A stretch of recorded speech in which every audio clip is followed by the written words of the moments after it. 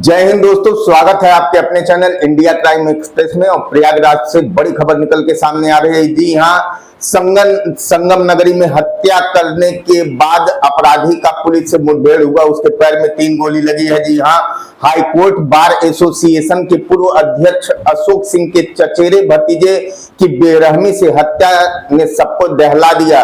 प्रयागराज में लगातार वारदातों के बीच आज बृहस्पतिवार रात एक और कत्ल, कुछ ही देर बाद हत्या करने वाला पुलिस एनकाउंटर में गिरफ्तार। उसके पैर में 3 गोलियां लगी हैं।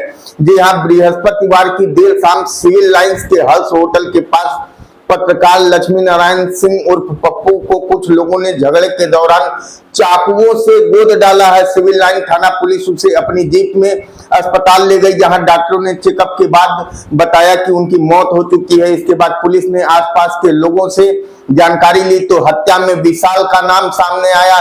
पुलिस ने चौतरफा घेराबंदी करके विशाल की तलाश शुरू की, जहां पे एक जगह घिरने के बाद विशाल ने पुलिस टीम पर फायरिंग झोंक दी, जिसके जवाबी कार्रवाई में 3 गोली उसके पैर में लगी है। फिलहाल उसका अस्पताल में इलाज चल रहा है। तो देखिए इस संबंध में क्या कुछ कहा है प्रयागराज के कप्तान ने। बहुत सही काम किया आपने।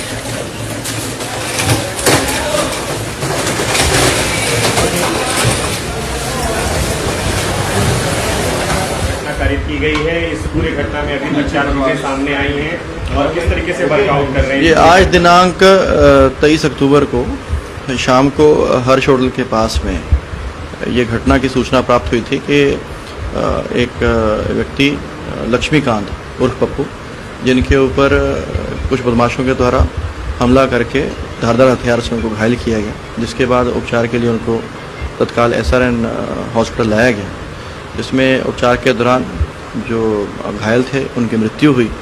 और इसी में जो वहाँ घटनास्थल से साक्ष्य कलेक्ट किए गए, जो विटनेसेस थे या आसपास लोग मौजूद थे उनसे बातचीत की गई और तमाम जो सर्कमस्टेंसेस थे उसकी जानकारी की गई। तो ये ज्ञात हुआ कि आरोपी विशाल के द्वारा ये घटना कारित की गई अपने कुछ सहयोगी के साथ में।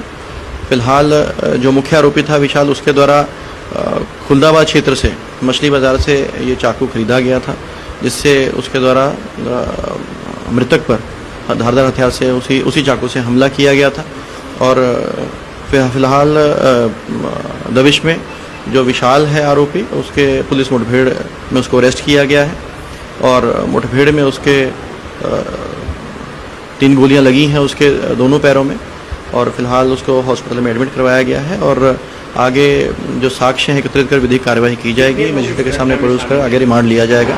इसमें अभी तक जो है एक जो मुख्य आरोपी है विशाल की शामिल होने की बात सामने आई है, उसके एक और सहयोगी की भी शामिल होने की बात सामने आई है, जिसके संबंध में पुलिस टीम के द्वारा दबिश दी जा रही है। और इसमें 2 और भी जो सस्पेक्ट हैं उनको भी अभी फिलहाल कस्टडी में लेकर के उनसे पूछताछ की जा रही है। और ये जानकारी हुई है कि पिछले दिन जो मृतक हैं उनका और जो आरोपी हैं उनके बीच में किसी बात को लेकर विवाद हुआ था, जिस चीज़ की अभी जानकारी ये मतलब अभी तक ये प्राइमा फेसी इन्फॉर्मेशन है। इन सभी तथ्यों की अभी पड़ताल की जा रही है, वेरीफाई किया जा रहा है और जैसे साक्ष्य निकल करके आएंगे उनको संकलित करते हुए आगे जो है अग्रिम विधिक कार्रवाई की जाएगी। घटना के पीछे कारण क्या है सर अभी तक? जैसे कि मैंने बताया कि एक दिन पहले इनका किसी बात को लेकर के झगड़ा हुआ था, किस बात को लेकर के झगड़ा हुआ था उसकी जानकारी की जा रही है। बट ये कंफर्म हुआ है कि इनकी आपस में काफ़ी ज़्यादा कहासुनी हुई है और फिर आज वहाँ पे ये घटना विशाल के द्वारा ये कारित की गई है अपने सहयोगी के साथ। ये वो जो भी हमारा जो विधिक कार्रवाई है उसको पूरी तरह अमल में लाया जाएगा। हमारा डेफिनेटली ये दुर्भाग्यपूर्ण घटना है, हमारी सहानुभूति पीड़ित के साथ में है as a department, as a government organisation. और पूरी तरह से हर संभव सहायता प्रदान की जाए। जिस तरह की घटना हुई है पत्रकारों की सुरक्षा पर जब सवाल खड़ा हो रहा है, देखिए पूरी तरह से दिन रात पुलिस विभाग के द्वारा दिन रात एक करके यहाँ इंश्योर किया जा रहा है कि सभी जो जनपदवासी हैं उनको सुरक्षित माहौल मिले, और अगर किसी के द्वारा कोई भी अपनी सीमा का अतिक्रमण करेगा, कानून व्यवस्था के साथ में छेड़छाड़ करने की कोशिश करेगा, तो डेफिनेटली उसके विरुद्ध सख्त से सख्त कार्रवाई की जाएगी।